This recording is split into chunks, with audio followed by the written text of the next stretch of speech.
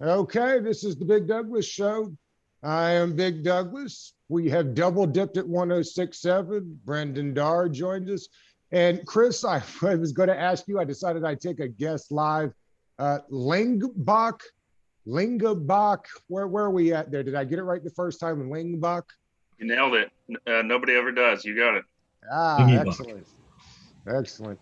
And so I didn't realize that, Chris, you write for the radio station, right? Is Correct. that is that is that something that is there usually a position for a writer at the radio station? Because I gotta be honest, I didn't realize that radio station usually had a full-time writer.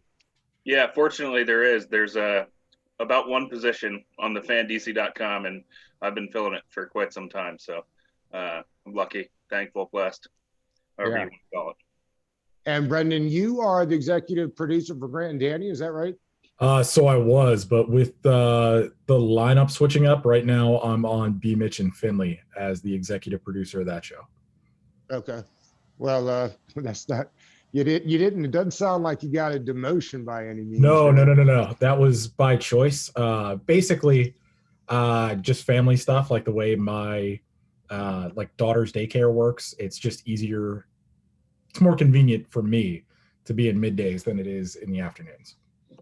Yeah, well, I had wondered because then when I saw that, trying to do a little bit of research, I said, well, that's an odd time for him to be able to join the show in the middle of what would be Grant and Danny's show. So I guess that makes a little bit more, we're right up to it. That makes a little bit more sense. Um, it's been interesting with the merger there of the two radio stations. Nobody's actually in a building right now, though, right?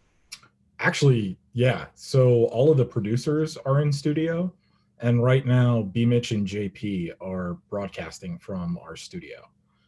We're in separate studios, so the other producer, Jim Mullins, and I are in our production studio. B. Mitch is in one of the studios next to the production studio, and JP is in the other one. But that, I believe, is it. There might be one of the 980 shows in studio. I think it Travis Thomas, maybe. Okay. Okay. Yeah, because Reese isn't in, so it's just Travis Thomas, I believe, on 980. Interesting. And and everybody has moved into when everybody gets back into a building now that the mergers, everybody will be in one building. There's not still a separate facility for 980 and 1067. No, I believe everybody's going to be at our DC studios. Yeah, it's going to be Right. one big happy family. It's going to be awesome.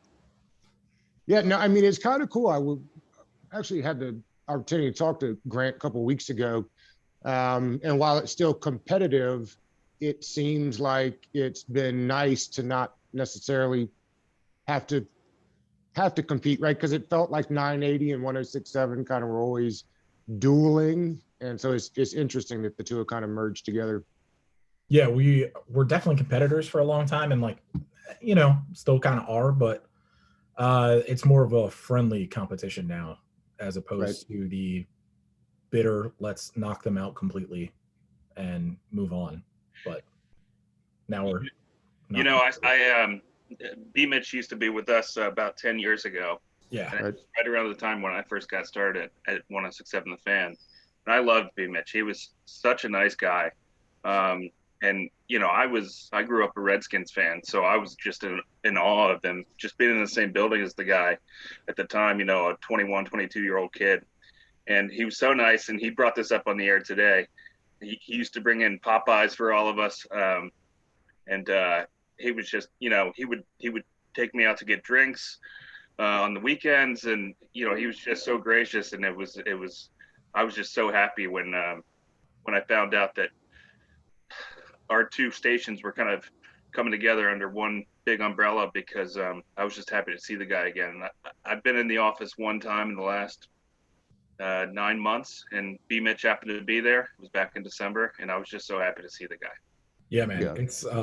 It's kind of crazy, like, working with him, because like you, I started at the station right when he got there, and I used to screen calls for him and Sean Sharif back when they were doing the new school on weekends. Sean Sharif of 105.3 The Fan in Dallas. Yeah, 105.3 The Fan in Dallas. And he was like so nice. He'd always order us food when it was like Saturday afternoons when we get off. And now, like today, obviously it's like a little tougher to get food. Like we have Uber Eats and stuff. That's not a problem. But like he's like trying to be healthy. So he didn't order Popeyes, but he was talking about it. And we're going to do it sometime next week, I think. Not to keep sidetracking you here, but just a random thought just popped in my brain. This is so embarrassing, and I definitely should not be sharing this publicly. No, you should definitely say it. Well, I used to go to the same gym as B. Mitch. I didn't. Here's how I found out. This was before I worked in radio or anything. I was probably 17, 18 years old. I saw him as I was walking in. He was coming out, and he was going to his car. And I was so, I don't know what the word is, starstruck probably, that I ducked behind my car until I knew that he was gone. And I have no idea why. I don't know like what that accomplished. He didn't know who I was. So it didn't mean anything for me to hide from him. But I was just so terrified just because, you know, this guy was a superstar in my eyes. And I can't believe I just said that. Yeah. Well, we appreciate you saying it here. So usually we gave rapper Big Pooh the day off. It is his birthday today. He's 41 years old. So I thought quickly we could do some do you know how old they are type stuff here. So birthdays this week. The Weeknd had his birthday this week. How old do you think The Weeknd turned? I'll say 32. 30. You split it there. He's 31 this week. Okay. Jennifer Aniston has a birthday this week. How old do you think Jennifer Aniston turned? Go ahead, Shorts. 52. Say 53. 52 on the nose. Nice. 52 on the nose. It is RG3's birthday this week. 29. 2012. He was young when he came out. Years ago. He's definitely 30. 31. 31 on the nose. Crushing it. It is Joe Pesci's birthday this week. Oof. 74. Goodfellas came out in 1990. That was 31 years ago. 76. Joe Pesci is 78 years old. And one last one for the wrestling folks. It is Big Show's birthday this week. Any guess on the Big Show? Tough one. I'll say 54. 48. 49. Big Show turns 49. 49. All right. Let's see. The football I team think we made can declare that Chris Lingebach is the birthday champion over Brendan Darr, though, at least. crushed Brendan Darr. Good to hear. So you get that one today, if nothing else. Heineke signs a 2-year deal, so obviously he's the starter next year. I don't think that's obvious. I would say no.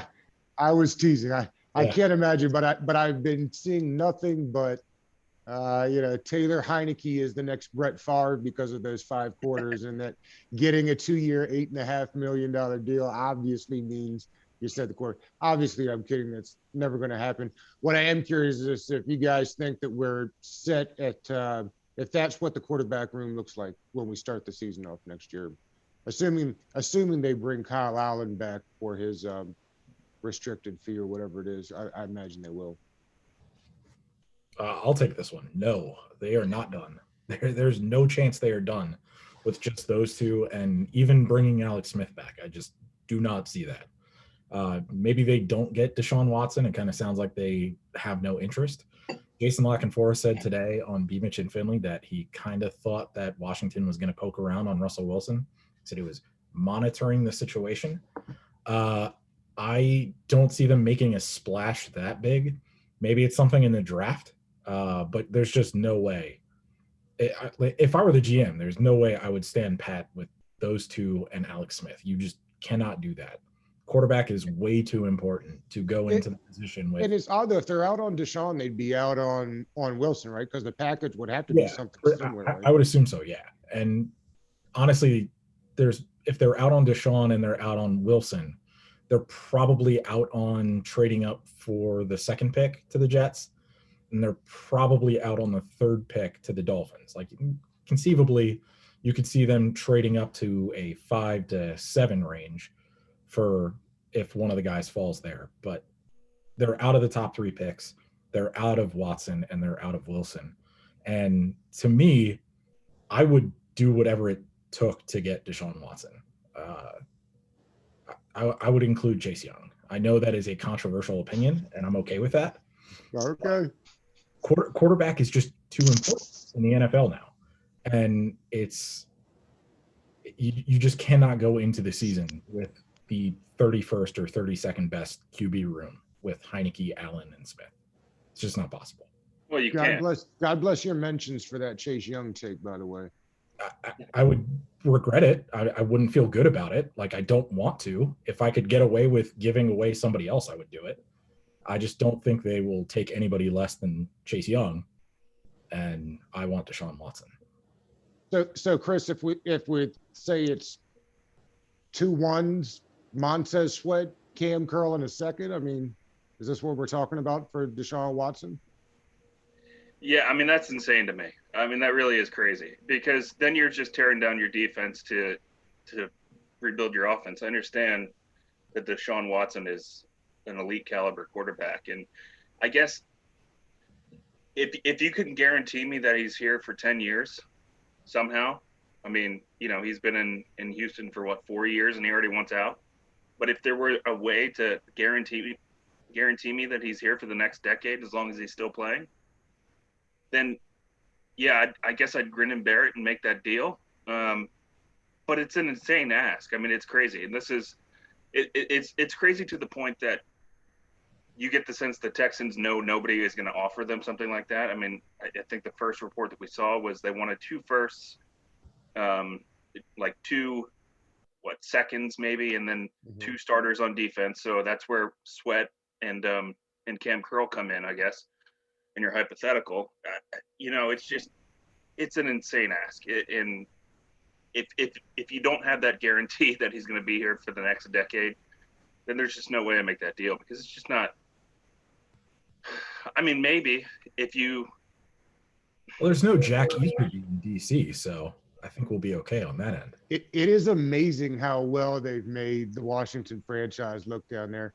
I saw today, what is it? It's Clowney, it's Hopkins, and now J.J. Watt, all gone from the team, and not one first-round draft pick back in return. I mean, it's crazy. You know what popped in my brain today is like, you know, I haven't been following every single move that they make, but you see the big ones, obviously, and the ones that you just named. And I was like, oh my God, this guy is like their Bruce Allen. Like they're just stuck with this guy and they just can't get rid of him. And I don't know what his background is. I don't know if he was, you know, a sweet ticket sales guy like Bruce Allen was before he got to Washington. But it was so striking to me that they've made all of these deals and they all seem completely insane, and like all in like the past 2 or 3 years. I mean, they had a dominant team and they've just ripped it apart from the inside out for no reason at all. I mean, it's crazy.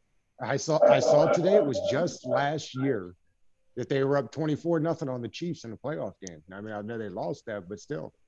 They gave up those 3 players and gave up 2 firsts for Tunsil in the process. And not only did they not bring in any first, they gave away 2 firsts for a left tackle. And they paid him $50 million. And paid him 50, guaranteed. I mean, I just wouldn't be able to be a Texans fan if I grew up in Houston or around that area. I don't know how you would do it. Like, if you grew up with the Oilers and had to go through the heartbreak of losing your team to Tennessee, and then you get this new team and they suck for the first 10 years and then they're kind of good and then they suck again, and now they're great, and all of a sudden you're Bruce Allen. Their Bruce Allen is just ripping the guts out of the franchise. It's just like I wouldn't have any connection to it whatsoever. Have you seen Jack Easterby's stand-up routine? No, is that a thing? Yes, it's a thing. I'll have to look that up. What does it look like? Rounds on Twitter yesterday, I believe, and it is. I mean, there's bad stand-up comedians out there, and then there's Jack Easterby. He's a worse stand-up comedian than he is a GM. If that's such a thing. Seems unlikely. Yeah. I'll have to pull it. Guys like David Carr, you giving up a first-round pick for David Carr? Oh, Derek Carr. Yeah, I've said that twice this We were week talking now. about the Texans. That's why. Yeah, exactly. I'd rather give up picks for David Carr. All right. No, I Garoppolo? mean, this is completely unfair, but I've got a bit of a hot take on Derek Carr. You know, seeing him on Hard Knocks a couple years ago, he rubbed me completely the wrong way. And this shouldn't factor into any football decision making at all, but he just struck me as a complete phony fraud. And I was like, I got like a little bit of Kirk vibes. Like when Kirk was in his last year here and he was just kind of saying everything he needed to say until he could get to the end of the season. And then immediately he was out the door. That's kind of what I thought about Derek Carr. I'm not touching that guy at the 10-foot pole for that specific reason. And it's a terrible reason. I mean, admittedly, but yeah. No, no. It feels like they've got the same problem in Philadelphia. I mean, I think that's kind of, you either like Carson Wentz, I think, or you hate Carson Wentz. Just the person, I think he has views that kind of seem the same way. This is very like old school, old man thinking, but I just think you can tell a leader when you see one. And you look at Tom Brady and look at how all of his teams have rallied around him. You know, they do whatever it takes. They put up with, you know, I mean, who was that guy on the Junkies the other day? Amendola said that he was about to go on a yacht trip. He'd rented a yacht in like the Northeast New England or something like that, Maine. And for the 4th of July a couple years ago, and he was about to go onto the yacht, and he gets a text from Tom Brady that says, "Hey, get your ass to Montana." And it's just guys do what it takes to follow great leaders like that. And I don't know. Derek Carr kind of gives me douche chills a little bit. See, I don't even like him that way. I just don't think he's a great quarterback. Like, he's probably the 14th to 18th best quarterback in the league, somewhere in that like middle of the pack range. If you're giving up assets for a quarterback, it's got to be for Deshaun Watson. Elite quarterbacks never become available. It's like the last time this happened was Peyton Manning coming off neck surgery, and even then people weren't really sure if he was going to be elite when he came back. Deshaun Watson is young. He's on a big contract, no doubt, but Derek Carr is not elite. He's on a okay contract. It's 22 million. I mean, that's not a ton for a starting quarterback, but it's still a decent amount. And you're not getting a massive upgrade at quarterback. So if you're not getting a massive upgrade at quarterback, you definitely should not be giving up 2 first-round picks. And if you talked about a big contract. Jumping gears real quick, it'll be Sheriff up next. Where you guys stand on giving a guard $15 million a year? I guess it's going to be 15 a year that he wants, right? I don't know, Darr. Whatever happened with the salary cap? Do we still don't know what it's going to be? No, I saw that it could be flat. It could go up by like $5 million. I mean, I'm assuming it's going to be either flat or a little less, not like much less, like $5 million either way. If it's flat, where it doesn't change at all, aren't there a bunch of teams that are going to be screwed because they make their contracts off of an assumption that the cap's going to go up every year? Yeah, Washington's in a great spot. So, I mean, especially if they get a rookie QB on a rookie QB contract, I mean, they're in a fantastic spot cap-wise. So, I mean, you can bring Scherf back. I would. I don't love the idea of paying top dollar for a guard. The way you allocate salary on a roster, it doesn't seem like a good idea. But it's better than being the top spending running back team and the top spending tight end team, which is what Washington was, I believe, in 2018 and 2019. So while I don't love the idea of giving 15 million to a guard, it's better than giving like, what was it, like 10 million to 2 tight ends. So that seems like a better allocation of resources to me, but it's still not great. Chris, that's what you think too? Yeah, I mean, I don't think you can let him go. It's gonna suck. You're gonna have to take this one on the chin. And he's got a little bit of an injury history, so it's risky, but it's a lot riskier trying to replace that guy. I mean, you just can't. They can't afford to let anybody on that offensive line who's worth a damn go right now. I mean, they just can't. And if everything's through the prism of they're like knocking on the door of really seriously competing here, then you got to keep as much together as you possibly can. And unfortunately, that means you got to overpay Brandon Sheriff. And do you think the organization feels that they're that close? I mean, I think the fans have. We got psyched about how well the season went, but do you think that the new GM and Ron Rivera thinks that they're actually knocking on the door? I mean, they had started out with kind of like this 3-year plan, right? And I know things went better this year than they expected, but that was more because of the division, right? Yeah, I mean, I think they were surprised with how the season ended up, and delightfully surprised. And I think the only natural thing is to assume that they're going to keep building from there. Ron Rivera doesn't strike me as a stupid man, so I'm sure he knows that the holes that they still have to fill all over defense, linebacker, safety, corner, and basically the entire offense. So, I think he's just happy with the way the season ended up and probably expects to take a leap next year, and it's going to do everything to put himself in position to do that. It's like a quarterback. A good quarterback just always gives you a chance to win. I think roster-wise, he's looking to do the best he can to give them the best chance to win the most amount of times next year. And as long as they have a better quarterback situation than they did last year, I don't see why they wouldn't do that and wouldn't think that. Yeah, I mean, I guess we'll see what they tell us in free agency.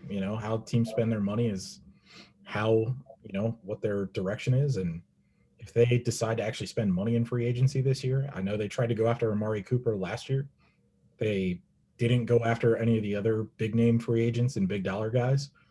I mean, Allen Robinson's available. Like, if we're a win now team, they're going to want to go after Allen Robinson, I would say. Right. And it's a great free agency class to get somebody across from Terry McLaurin. I mean, you got to get that guy help because, you just don't want to see,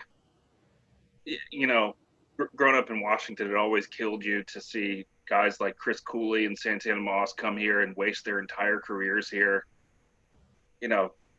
When you get talented, gifted players like Terry McLaurin, who happen to be great dudes and just always with inspired play and great leadership qualities, you got to do as much as you can to get those guys help while they're in their prime. You think they're going to give, I'm sure he'll want Ronald Darby. I mean, had an excellent year. Didn't see that one coming. I'm assuming he'll want Fuller money. Right? I mean, 9-10 million, something like that is what decent cornerbacks are getting these days, right? Yeah. I mean, I don't know if I would give that to Darby if I were Washington, but at the same time, they have the cap space, so I could understand if they did. I mean, it's kind of weird, like, because they have so much cap space. I think they're one of the top 7 teams with cap space. There are going to be so many teams that are going to have to make decisions on players where maybe a cornerback that we're not expecting gets cut and you can get him for the same price as Darby, and that person's more consistent. So I don't know. I would assume that they are going to make an upgrade at corner and safety somewhere. Because it feels like we're primed for a wild offseason. Yes, definitely. Yeah, it does feel like that. What are they going to do with Landon Collins? Hopefully convert him to linebacker. Yeah. He said he doesn't want to. But he is uninterested. I mean, they're gonna have to figure something out. Honestly, I didn't see that, but I don't even know how realistic that is. It's just more kind of funny to me than anything. Yeah. But I mean, the guy, the book was out on him when they signed him, and he was exactly what everybody thought he was. So yeah. It's just crazy money to be paying that guy to do what he does. And he's great. But he's I like him as a person, but that's not what we're talking about here. Yeah, that is a great example of a bad allocation of resources. Paying a safety that much money, I mean, unless you're it's not like other people were doing it. It's not like it was trending that way. Nobody was doing that. It's literally Jamal Adams and Landon Collins. Yeah. And there's like no one that close. I just it reminds me of that tidbit that came out recently about how Jay was talking about how, or somebody was talking about how Jay Gruden, for his entire time here, he would try to do everything the right way in the off season and prepare a team that could, be winners when they got on the field. And then Bruce Allen would pop his head up out of nowhere and sign some guy that doesn't fit their system at all. And, and then they would just have to deal with it. It's like, that's what Landon Collins was. I do like that Jay Gruden quote because it completely absolves him of all the bad things that happened here. And all the good things were Jay Gruden. All the bad things, though, they were Dan Snyder and Bruce. It does come across that way.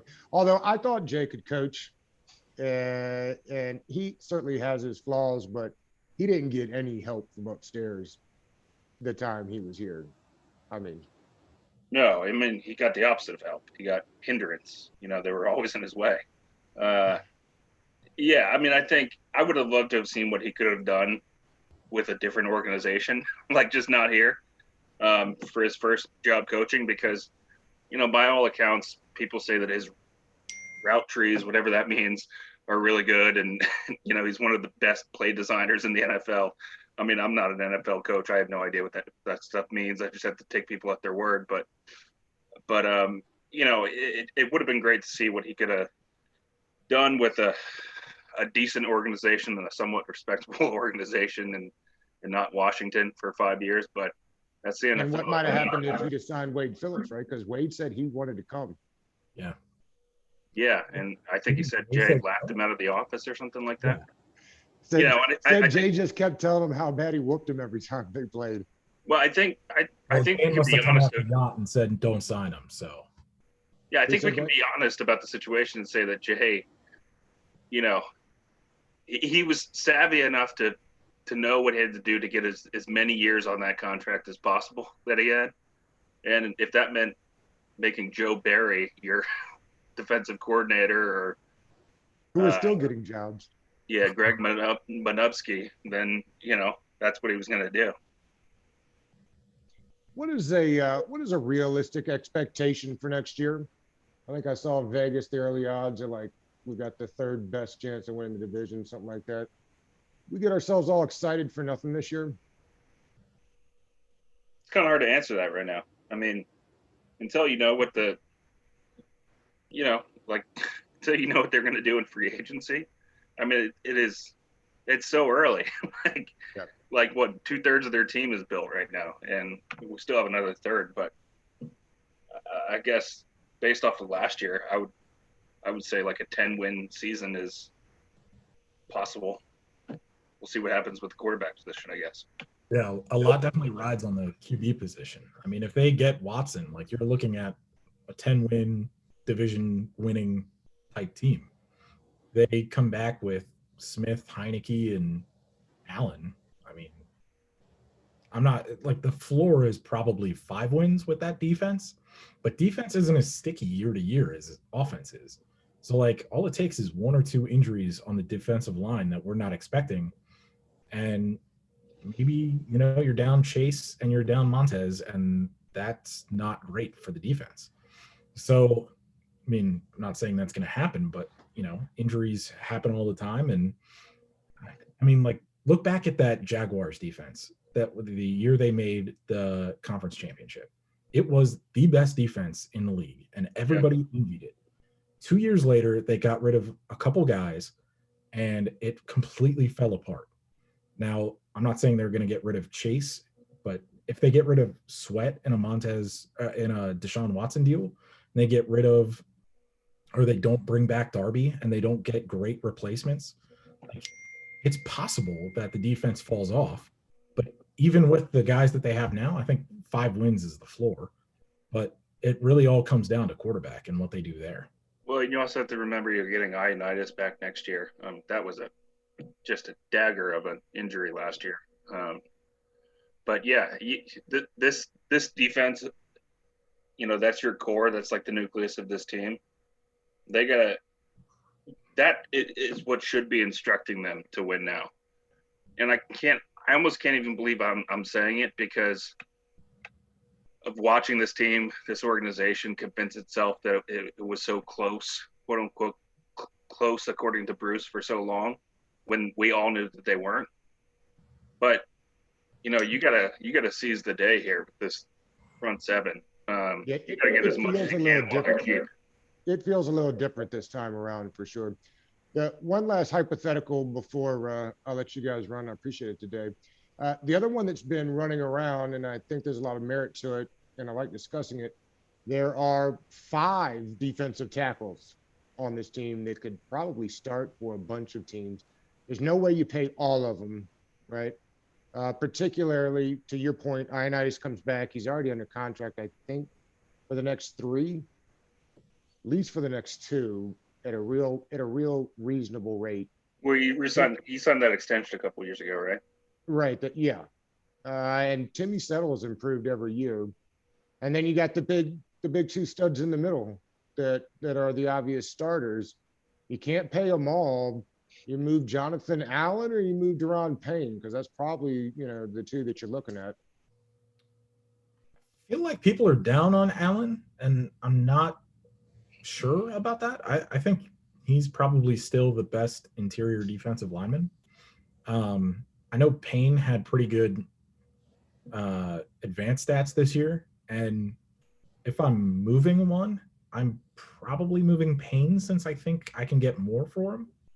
But I don't know if like defensive tackles are exactly moving the market on like trades for a quarterback. But right, if I could, like if they're going to take Payne over in this hypothetical Watson deal, if they're taking Payne over Sweat or Young, then yeah.